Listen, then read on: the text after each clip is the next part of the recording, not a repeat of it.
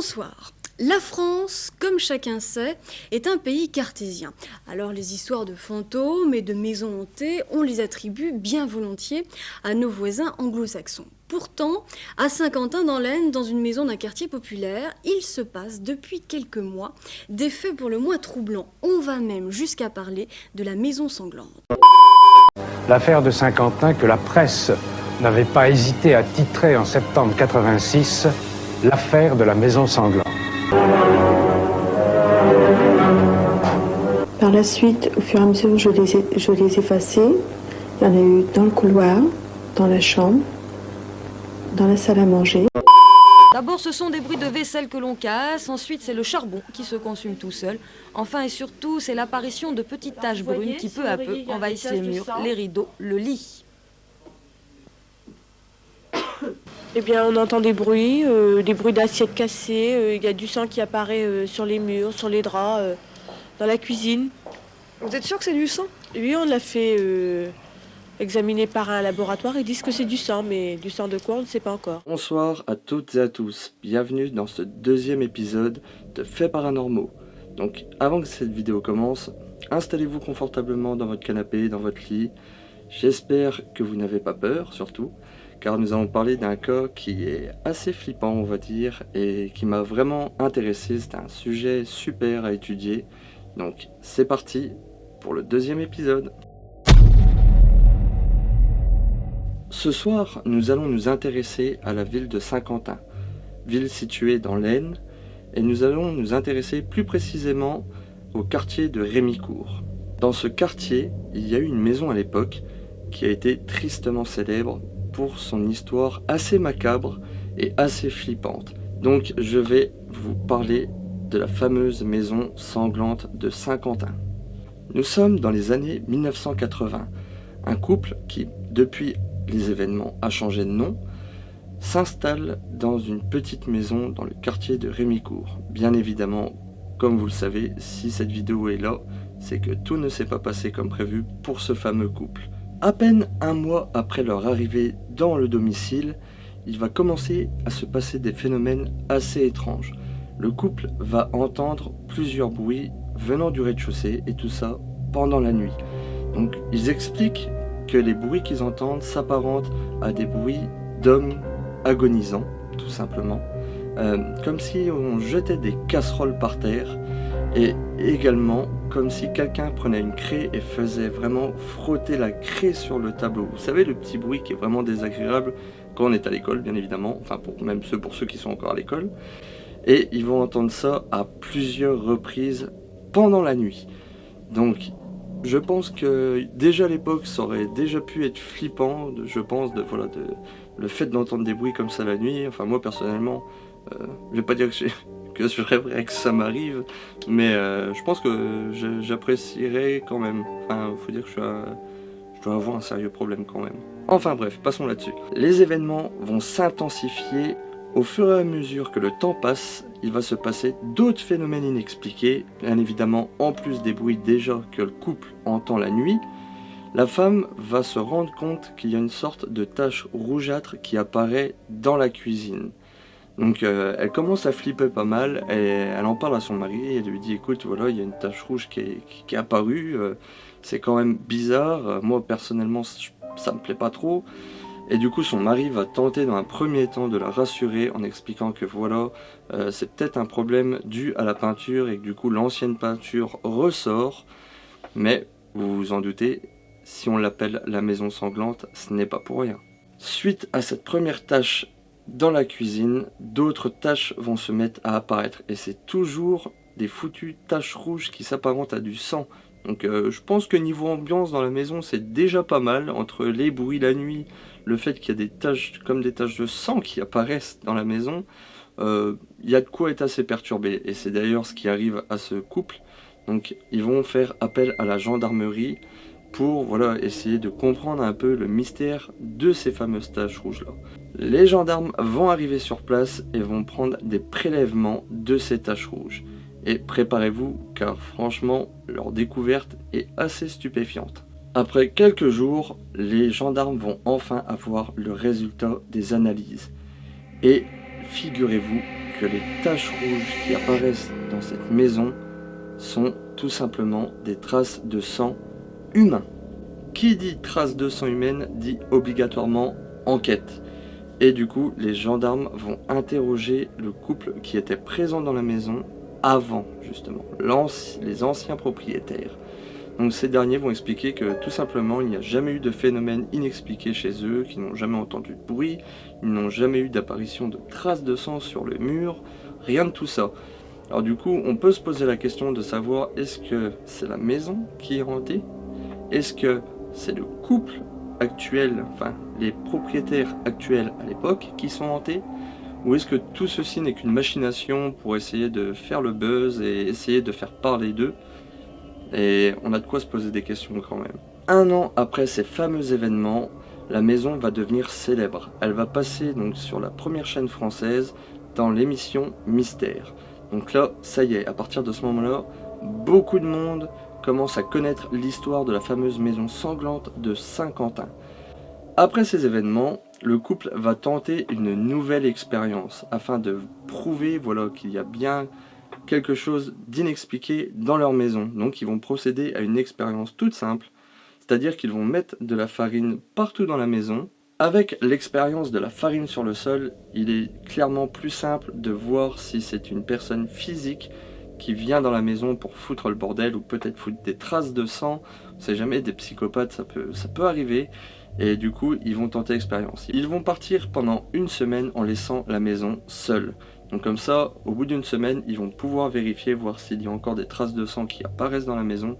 Et si effectivement, il y a bien une personne qui vient la nuit ou pour faire ces foutues traces de sang. Tout simplement. 1 semaine du coup, après avoir quitté le domicile, ils décident de retourner à l'intérieur. Bien évidemment, la maison était sous scellée pour être sûr que personne ne rentre. Et du coup, rien n'a bougé. C'est-à-dire qu'il n'y a pas de traces de pas au sol. Voilà, il n'y a rien qu'à bouger au niveau des objets. Cependant, quasiment tous les murs sont remplis de sang.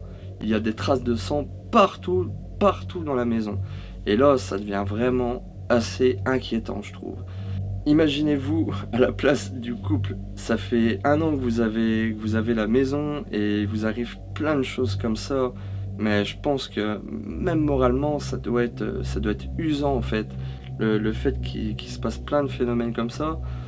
Comme je l'ai dit tout à l'heure, moi personnellement, je serais content. Enfin, pas content, mais moi qui suis un passionné de paranormal, bien évidemment, des fois c'est des trucs comme ça qui m'intéresseraient de voir ou de pouvoir filmer.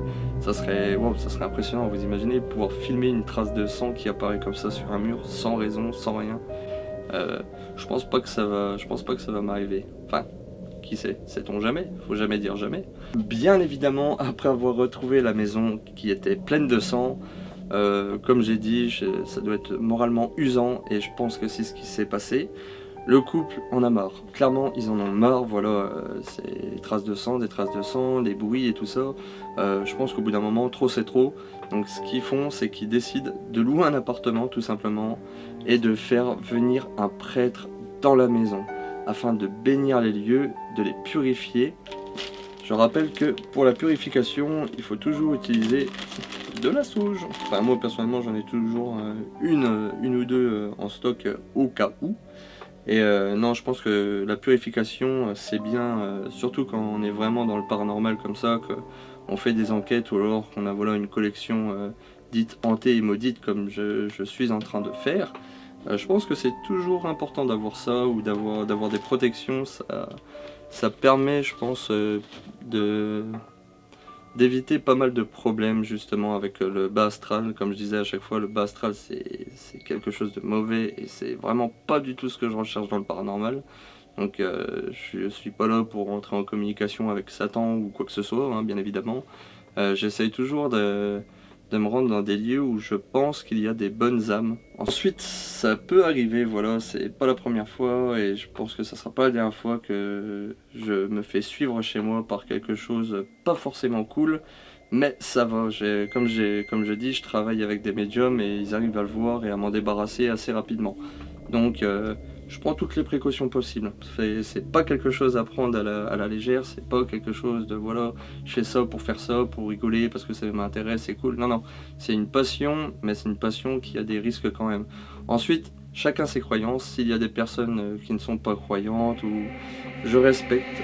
Moi personnellement, de base, j'étais quelqu'un de très sceptique, mais vraiment très sceptique. Et plus je progresse dans mes recherches, plus voilà, je me rends compte qu'il y a des choses que je peux pas expliquer.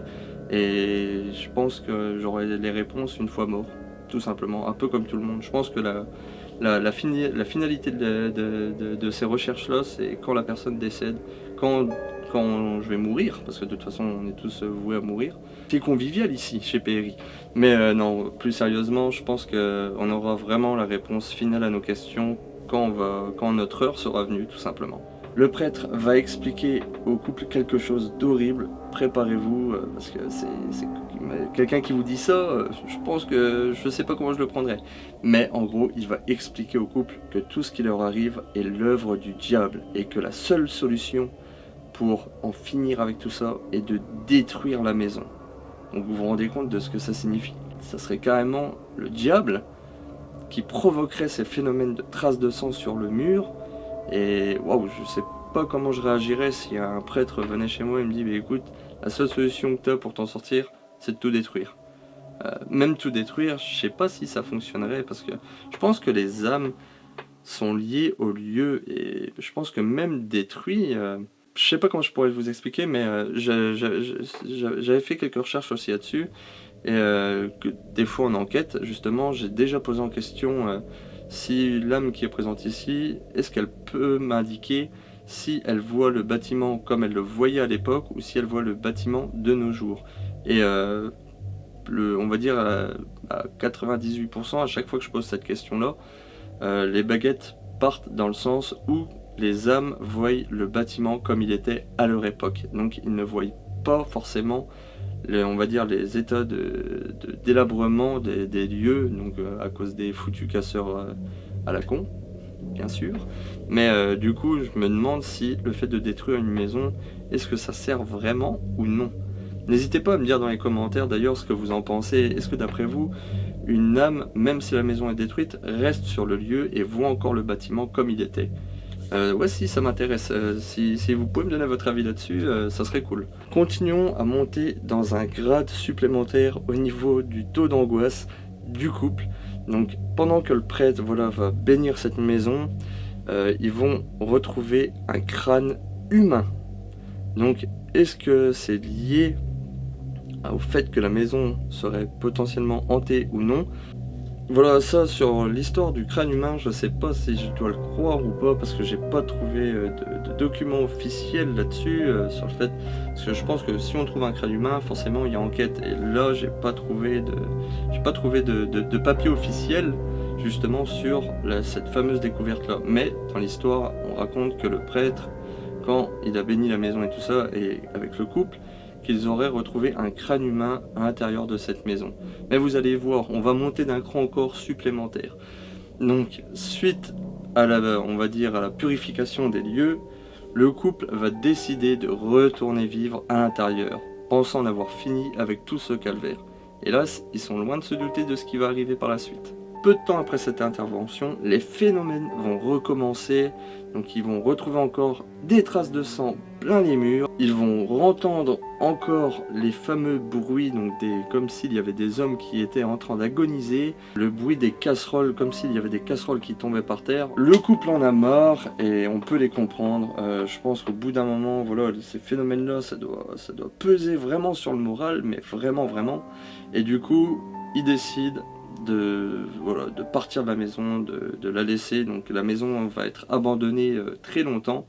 Le couple s'installe à Amiens et n'auront plus jamais de problème avec des traces de sang ou d'autres phénomènes inexpliqués. Donc on peut prétendre dire que la maison était hantée et non pas les personnes. La maison va être à l'abandon pendant de nombreuses années avant d'avoir un nouveau propriétaire. Dernier rebondissement de cette affaire, le nouveau propriétaire va détruire la maison et lorsque la maison va être détruite, ils vont faire une découverte assez macabre. ils vont découvrir de nombreux corps d'anciens soldats allemands datant de la Première Guerre mondiale. Alors, est-ce que ces soldats allemands étaient les âmes du lieu? Est-ce que les traces de sang ont un rapport avec les fameux soldats trouvés? Est-ce que tout ceci en fait est dû à ça, à ce phénomène-là, au fait que voilà, qu'il y avait une sorte de cimetière en dessous de la maison carrément? Et du coup, il y en a qui pensent que oui, il y en a qui pensent que non, comme d'habitude. Il y en a qui vont dire que le couple était un couple de menteurs et que voilà, ils ont inventé toute cette histoire. Mais je pense que justement le paranormal, enfin tous les phénomènes inexpliqués comme ça, je pense qu'à l'époque c'était un sujet qui était vraiment tabou et qu'on pouvait vite être pris pour des fous tout simplement. Et ce que je trouve cool, c'est que de nos jours, je sais pas si c'est les nouvelles générations qui font ça et tout ça, ou le fait que voilà que ça a pris de l'ampleur avec des émissions comme Ghost Adventure et tout ça, mais je trouve que maintenant les gens sont plus ouverts d'esprit sur le paranormal, enfin sur la possible existence d'une vie après la mort, sur le fait de peut-être voir des fantômes et tout ça. Je trouve que les gens sont plus cool et sont plus ouverts d'esprit à ça de nos jours qu'à l'époque. Donc je pense que le fait voilà, d'avoir été pris pour des fous et tout ça explique le fait que le couple ait changé de nom de famille depuis. Peut-être qu'ils ont subi de l'harcèlement vis-à-vis de ça, en les traitant de fous et tout ça. Je pense que maintenant, de nos jours, je pense qu'on aurait une approche différente en fait sur un phénomène comme ça, sur une maison avec des phénomènes inexpliqués comme ça. Déjà moi, je serais le premier à vouloir aller filmer à l'intérieur, hein, comme d'hab. On change pas pour autant. Et du coup, ouais, non, c'est vrai que c'est cool de se dire que voilà que ça a changé et que maintenant les gens sont plus ouverts à ça, du moins à tout ce qui enveloppe le paranormal, mais pas que, aussi tout ce qui est voilà ovni et tout ça, ça m'intéresse aussi. J'aime bien aussi regarder des reportages un peu sur tout. Il y a des trucs assez sympas, par exemple l'affaire de Roswell, ça c'est une des plus connues et une que j'apprécie beaucoup. Enfin bref, on n'est pas là pour parler ovni, retournons dans la maison sanglante de Saint-Quentin. Donc en 2013, pareil, nouveau propriétaire pour la fameuse maison sanglante de Saint-Quentin. Donc celui-ci a été interrogé et il dit n'avoir jamais vécu de phénomène inexpliqué. Il n'a jamais retrouvé de traces de sang sur les murs, il n'a jamais retrouvé de choses étranges, il n'a jamais entendu de bruit bizarre dans cette maison et du coup ça l'amuse. Très prochainement, je vais aussi faire une vidéo. Voilà, j'ai acheté un nouvel objet pour les enquêtes. Ça m'a fait doucement sourire. Vous savez bien que je suis un fan de tout ce qui est film d'horreur, même anciens films. Et du coup, il y a un film très connu et qui est en rapport avec ce que je fais, c'est Ghostbusters. Si vous connaissez Ghostbusters, vous devez reconnaître cet appareil-là, c'est le fameux Spirit Trap. La personne qui a fait ce Spirit Trap, donc c'est le MacGyver du paranormal, donc que vous pourrez retrouver sur Facebook. Vous retrouverez le lien dans la description de la vidéo. Et du coup, ouais, je trouvais ça plutôt intéressant. Je vais vous montrer 2 secondes. Je vais éviter de faire du bruit parce que tout le monde dort. Mais en gros, vous voyez, il y a les lumières et c'est un REM pod. Ensuite, il a une autre fonctionnalité que je ne vous montrerai pas là parce que ça fait un boucan d'enfer. Mais en gros, donc, il peut faire soit REM pod ou alors il a ici une sorte de petite trappe. Et en fait, il y a un mode de détecteur de mouvement et quand quelque chose s'approche du Spirit Trap, les 2 portes ici s'ouvrent, donc ça fait un bruit quand même assez fort, hein, tout simplement, qui me flingue les oreilles à chaque fois. Et du coup, ça fait une sorte de lumière blanche. Et voilà, les portes s'ouvrent, ça fait une lumière blanche et puis ça fait un boucan d'enfer. Et du coup, je vous ferai une vidéo un peu plus complète sur cet appareil-là, mais là, je voulais absolument vous le montrer, vous en parler, parce que ça faisait un petit moment voilà, que je le voulais et que je trouve ça vraiment top. C'est maintenant la fin de ce 2e épisode de Faits Paranormaux. Ce que j'ai apprécié en fait dans cette histoire, c'est voilà, là, ça concerne des traces de sang, le fait que le couple entende des bruits et tout ça. Et puis c'était un cas quand même assez connu parce que c'était passé dans les journaux, c'était passé à la télévision, et puis je pense que ça passe encore actuellement à la télévision, je pense dans des émissions. Mais voilà, je trouvais que c'était intéressant et c'est encore une histoire paranormale qui vient tout droit de chez nous, donc de France. Et je voulais vraiment mettre en valeur un peu le paranormal français. Je manque de me casser la tronche, on va éviter. Hein. Mais voilà, j'espère que cet épisode vous a plu. Donc n'hésitez pas à mettre un commentaire si vous avez apprécié la vidéo, même si vous n'avez pas apprécié, c'est pas grave, comme je dis. Tout le monde a son opinion et je respecte ça. N'hésitez pas également à vous abonner à la chaîne si ce n'est pas déjà fait. Donc je vous dis à très bientôt pour un prochain épisode de PRI et je vous souhaite une très bonne soirée et une bonne nuit aussi. Enfin j'espère que vous allez bien dormir. Sur ce...